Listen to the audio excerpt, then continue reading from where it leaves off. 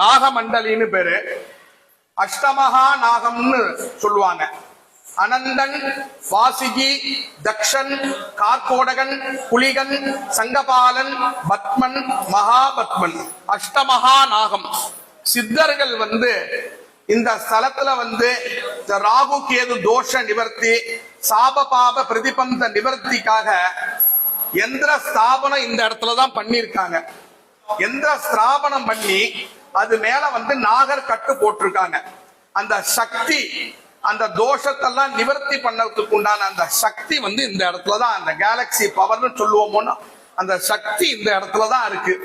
இதுக்குள்ள அந்த எந்திரம் இருக்கு. அந்த எந்திரத்தை வச்சு மேல நாகமண்டலி அந்த கட்டு போட்டிருக்காங்க. ரொம்ப விசேஷமான இடம். இந்த ஸ்தலத்துல சுவாமி, அம்பாள், ராகு கேது எவ்வளவு ஒரு முக்கியமோ அதே மாதிரி இந்த அஷ்டமகா நாகம் இந்த இடம் முக்கியம். ரொம்ப விசேஷமான சன்னதி. நல்லா பிரார்த்தனை பண்ணீங்க. சர்வஸ்யாப்தி சர்வசித்தி சர்வமேவ தேனாப்னோரி சர்வம்